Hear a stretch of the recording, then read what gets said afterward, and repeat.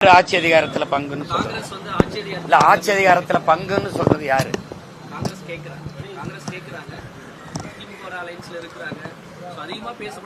அது தெரியல. ஆட்சி அதிகாரத்தில் பங்குன்னா உங்க கொடுக்கறதும் கொடுக்காத அவங்க கூட்டணியில் இருக்கிற கட்சி தலைமைகள் எடுக்க வேண்டிய முடிவு.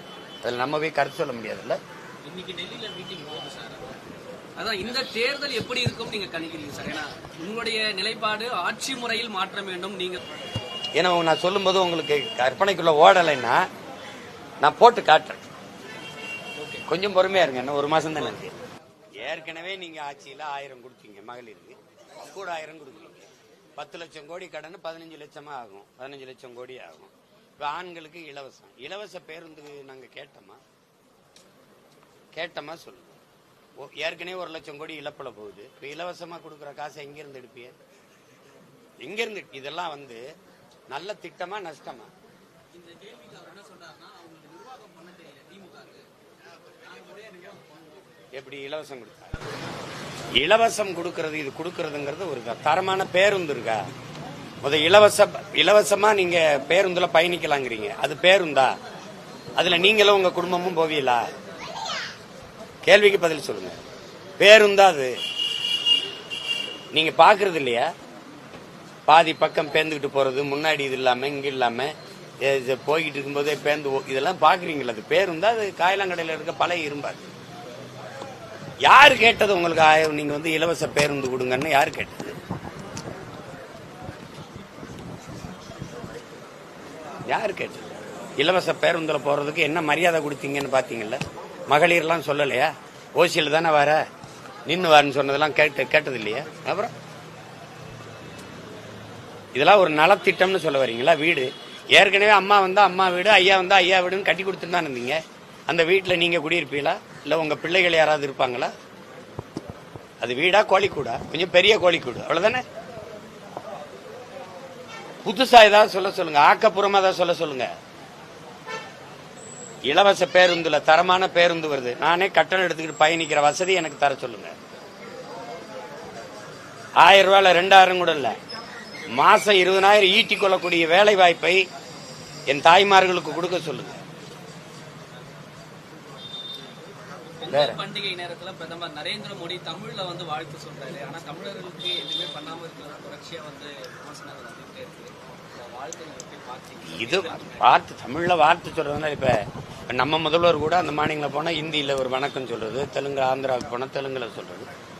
அந்த மக்களின் மொழியில ஒரு வணக்கம் நன்றி எல்லாம் சொல்லி கத்துக்கிறதா? இந்திரா காந்தி எல்லாரும் பேசுறதானே தம்பி, எல்லாரும் பேசுறதா. அம்மையார் இந்திரா காந்தி வரும்போதோ, ஐயா ராஜீவ் காந்தி, ராகுல் காந்தி வரும்போதெல்லாம் இதை பேசுறதான். அதனாலே நமக்கு நல்லது நடந்துரும். கோழிக்கு இறை போடும்போது கோழி மொழியில தான் பேசுங்க. பக் பக் பக் பக்னு நம்ம ஆள் அது இறதிங்க வரும். அடுத்த அரை மணி நேரத்தில் குழம்பு சட்டியில கொதிச்சுக்கிட்டு இருக்கும். அது மாதிரி நம்ம மொழியில பேசுறதுலாம் நம்ம ஆளு, நமக்கான ஆளுன்னு நம்ம நினைக்கிறது தவறு.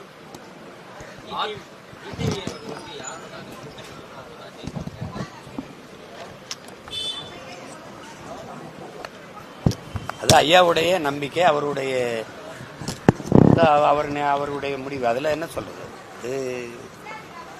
இப்ப நான் யாரோட கூட்டணி வைக்கிறேன்னா அந்த கூட்டணி கட்சி தோத்து போகும்னு சொல்ல முடியுமா? ஒரு தலைவர் ஜெயிக்கும் தான் சொல்லணும். அப்பதான் அவரை நம்பி நிற்கிற தொண்டர்கள் உற்சாகம் அடைவாங்க. ஒரு தலைவன் அப்படிதானே சொல்லணும். அதான் அவருடைய கருத்தை. அதை நம்ம நான் இதை போய் பேசிட்டு கொண்டு ஆட்சி அதிகாரத்தில் பங்கு அப்படின்ற கோரிக்கை இந்த சட்டமன்ற தேர்தலில் மிக அதிகமா பேசப்பட்டு வருது. யாரு ஆட்சி அதிகாரத்துல பங்குன்னு சொல்றது? இல்ல, ஆட்சி அதிகாரத்துல பங்குன்னு சொல்றது யாரு? காங்கிரஸ் கேட்கிறாங்க. அது தெரியல. ஆட்சி அதிகாரத்தில் பங்குன்னா உங்க கொடுக்கறதும் கொடுக்காத அவங்க கூட்டணியில் இருக்கிற கட்சி தலைமைகள் எடுக்க வேண்டிய முடிவு. அதில் நம்ம போய் கருத்து சொல்ல முடியாதுல்ல. இன்னைக்கு டெல்லியில மீட்டிங் போகுது சார். அதான் இந்த தேர்தல் எப்படி இருக்கும் நீங்க கணிக்கிறீங்க சார்? ஏன்னா உங்களுடைய நிலைப்பாடு ஆட்சி முறையில் மாற்ற வேண்டும் நீங்க சொல்றீங்க. நான் சொல்றதுன்னு இல்ல, உங்களுக்கு அது ஏற்புடையதா இருக்கா இல்லையான்னு. ஏன்னா இங்க ஆள் மாறுது, ஆட்சி மாறுது, ஆனா எந்த இதுவுமே மாறல. அப்படியே இருக்கு. இங்கேயும் ஊழல் இருக்கு, இங்கேயும் ஊழல் இருக்கு, கமிஷன் இங்கேயும் கமிஷன், இங்கேயும் சாராய கடை இருக்கு, இங்கேயும் சாராய கடை, இங்கேயும் மின் தட்டுப்பாடு, இங்கேயும் தட்டுப்பாடு, சரியில்லாத சாலை, இங்கே உங்களுக்கு புரியுது, சரியான போக்குவரத்து இல்லை, இங்கேயும் கல்வி தரம் உயர்த்தப்படலை, மருத்துவ தரம் உயர்த்தப்படலை, யாருக்கு விட முடியலனாலும் தனியார் மருத்துவமனைக்கு போவாங்க. யார் பிள்ளைகளையும் தனியார் பள்ளியில் தான் படிக்கும். ஏன்னா தரம் உயர்த்தப்படலை. அப்ப இதுல எந்த மாறுதலும் வரல. ஆட்சி முறையில மாறணும் தம்பி. இப்ப நீங்க ஊழல் செஞ்சிட்டீங்க, லஞ்சம் பெற்றுட்டீங்கன்னா பணியிட மாற்றம், பணியிட நீக்கம் இல்ல, பணி நீக்கம். அப்பதான் அது கட்டுக்குள்ள வரும், அப்பதான் சரியா வரும். அப்ப நான் என்ன நினைக்கிறேன், கல்வி மருத்துவம் இதையெல்லாம் தரமா கொடுத்துட்டேன் என் நாட்டு குடிகளுக்குன்னா உங்களுக்கு செலவு மிச்சமாயிருது. நீங்க ஒரு காவல்துறை அதிகாரி, உங்க பிள்ளைய நான் நல்லா படிக்க வச்சிடறேன், நல்லா படிக்க வச்சிடறேன். அது நாட்டின் செல்வம் அல்ல, வீட்டின் செல்வம் அல்ல, நாட்டின் செல்வம்னு படிக்க வச்சிடறேன். உங்கள் தாய்க்கு முடியல, அவள் வீட்டின் தாய் இல்ல, நாட்டின் தாய், தேசத்தின் தாய்னு நான் மருத்துவம் பார்த்துறேன். ₹1 1 கோடி வரை நான் வைத்தியம் பார்க்கிறேன். அப்ப அந்த செலவு தரமான மருத்துவத்தை கொடுத்துறேன். அப்ப உங்களுக்கு செலவு மிச்சம். அப்ப நீ 26 சம்பளம் வாங்கினீங்கன்னா மேல உங்களுக்கு வருவாய்க்கு அதிகமா கைவிட்டு பெற வேண்டிய தேவையில்லாம போயிருது. அதுக்கு மேல பெற்றால் உனக்கு கடும் தண்டனை தான் அது கொடுக்கணும். அப்படி ஒரு நிர்வாகம் இல்லை இங்க. அப்ப ஆட்சியின் முறை மாறணும். இப்ப பணி நியமனமா பணம் கொடுக்கணும், பணியிட மாற்றமா பணம் கொடுக்கணும், பணி உயர்வா பணம் கொடுக்கணும். அப்படின்னா எப்படி சொல்லுது? இது ஜனநாயகம் இல்ல, கேடுகட்ட பணநாயகம். அதுதான் அதை மாத்தணுங்கிறேன். ஜனநாயகம் அது தெரியல. ஒரு படத்துக்கு இவ்வளவு கால நீட்டிப்பு தேவையில்லைங்கிறதா என்னுடைய கருத்து. அதாவது இப்ப அண்ணன் செல்வமணி எடுத்த குற்றப்பத்திரிகை கூட முடக்கப்பட்டுச்சு. அது முன்னாள் பிரதமர் ஐயா ராஜீவுடைய கொலையை பற்றி வந்ததுன்ட்டு இது பண்ணாங்க. அது அப்புறம் மறுபடியும் அதை பல நீக்கத்தை செஞ்சு மறுபடியும் ரொம்ப தாமதமாக வந்துச்சு. இப்போ நான் நடித்த ஒரு என் தம்பி சண்முக இயக்குன அடங்காதை கூட பல 500 இடத்துல நீக்கியிருக்காங்க, ஒலியை அல்லது காட்சியை. இப்போ அது மாதிரி எந்தெந்த காட்சிகள் வந்து பிரச்சனைக்குரியதுன்னு நினைக்கிறாங்களோ அதை நீக்கிட்டு வெளியிட அனுமதிக்கிறது தான் சரியான ஜனநாயகமாக இருக்கும். அதுக்கு இவ்வளவு தூரம் இழுக்க வேண்டியது என்னன்னு தெரியல. அப்ப அது எப்படிப்பட்ட கருத்து சுதந்திரமுள்ள நாட்டில் நம்ம வாழ்றோம்னு யோசிக்க வேண்டியது இருக்குல்ல.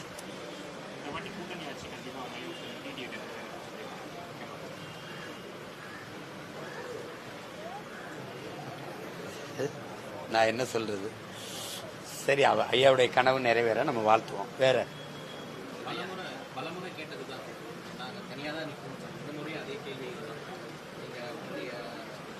இப்ப தனியா நிக்கல, கூட்டமா இருக்கிறாங்க. தேர்தலில் அண்ணன் தனியா தான் போட்டிடுறேன். இப்ப February 21 மாநாட்டில் எல்லாரையும் அறிவிக்கிறேனே, தனியா தான் போட்டிடுவேன். இப்ப நீங்க சொல்லுங்க, அண்ணன் யாரோட கூட்டணி வைக்கலாம் சார்? ரொம்ப நாளா கேட்டுக்கிட்டு இருக்கீங்களா? ஜெயிக்கிறவங்க கூடனா அண்ணன் ஜெயிக்கிறவங்க கூட என் கூட வந்து வா. ஜெயிக்கிறன்னா சரியானதை செய்யணும், எளிதானதை செய்யக்கூடாது. ஜெயிக்கிறவன்னா எதுக்கு அவங்க ஜெயிக்கணும்னு சொல்லு. 1000 2000 கொடுக்கவா? எதுக்கு ஜெயிக்கணும்னு சொல்லு. அந்த கட்சிகளோட சேர முடியும்னு வாய்ப்பு இருந்தா நான் தனியா கட்சி ஆரம்பிக்க வேண்டியது இல்லையே. இப்ப கூட சொன்னல, அந்த வீடே நல்லா தான் இருக்குன்னா தனியா வீடு வேண்டியது இல்லையே, அங்கேயே இருக்கலாமே.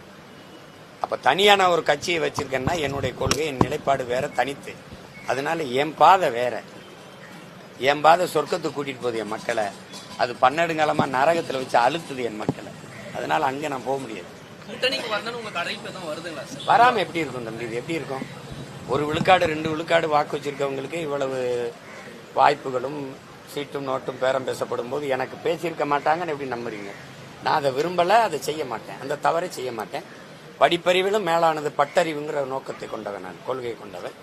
என் முன்னவர்கள் பட்டதுல இருந்து நான் இப்ப குறிப்பா ஐயா விஜயகாந்த் அவர்களுக்கு 10.5 விழுக்காடு வாக்கு இருந்துச்சு தனியா நிற்கும் போது. இன்னைக்கு என்ன வாக்கு இருக்குன்னு நினைக்கிறீங்க? காரணம் இங்க கூட்டணி வச்சதுனால குறையுது. நம்பிக்கை இழக்கிறோம், தனித்துவத்தை இழக்கிறோம். அதை நான் இழக்கக்கூடாதுன்னு நினைக்கிறேன். அது வெறும் தேர்தல் அறிக்கை தானே, புதுசா ஒண்ணும் இல்லையே. இந்த 1000 ரூபாய் கொடுத்ததுல கூட 1000 கொடுக்கறதுங்கிற ஒரு அறிக்கை இல்லை, அது ஒரு அறிவிப்பு. ஆனால் அண்ணன் தேர்தல் அறிக்கை கொடுக்கல, எலெக்ஷன் மேனிஃபெஸ்டோ இல்ல. ஆட்சி எப்படி நடக்கும், எப்படி நடத்தணும்னு ஒரு எப்படி சொல்றது, பைபிள் பகவத்கீதை குர்ஆன் மாதிரி ஒரு அப்படி கொடுக்குறேன். அது ஒரு இது ஒரு இது மாதிரி கொடுக்குறேன். நான் இல்லைனாலும் நீங்க ஆட்சி செய்யலாம். படிச்சு அண்ணன் சொல்லிட்டு சரியா தானே இருக்குது, இதை வச்சு ஆட்சி செய்யலாமே. கல்விக்கேற்ற வேலை, வேலைக்கேற்ற சம்பளம், அதை கொண்டு வாழ்கிற பெருமை மிக்க வாழ்வுங்கிறார். இலவசத்தை ஒழிப்போம். கையேந்தும் போது தன்மானத்தை இழக்கிறான். தமிழ் பேரினம் அவமதிக்கப்படுதுன்னு நினைக்கிறேன். இந்த இலவசம் வளர்ச்சி திட்டம் இல்ல, கவர்ச்சி திட்டம், வீழ்ச்சி திட்டம்ங்கிறேன். வளர்ச்சி திட்டம் இல்லைங்கிறேன். இலவசத்தால எந்த வளர்ச்சியும் காண முடியாது. இலவசத்துல இழக்கிற பணத்தை எங்கிருந்து ஈட்டுறாயின்னு கேட்டா பதில் ஒன்றை இருக்காது. இலவசம் பெற வேண்டிய ஏழ்மை வறுமையில் இல்லாம மக்களின் வாழ்க்கை தரத்தை உயர்த்தணும். அதுதான் கனவா இருக்க முடியும். அதுக்கான வழியை நான் சொல்றேன். அப்ப நீ அதுபடி ஆட்சி செய்யலாம். அதுதான் நான் கொடுக்க போறேன். 16ல கொடுத்தேன், 21ல கொடுத்தேன், இப்ப 26ல கொடுப்பேன். புத்தகமாவும் கொடுப்பேன், இந்த மாதிரி காணொலி ஆவணமாவும் போட்டு காட்டுவேன். என் ஆட்சியில பேருந்து எப்படி இருக்கு, என் ஆட்சியில பள்ளிக்கூடம் எப்படி இருக்கு, என் ஆட்சியில சாலை எப்படி இருக்கு, என் ஆட்சியில மின் உற்பத்தி விநியோகம் பகிர்ந்தளிப்பு எப்படி இருக்கு. அதை ஏன்னா நான் சொல்லும் போது உங்களுக்கு கற்பனைக்குள்ள ஓடலைன்னா நான் போட்டு காட்டுறேன்.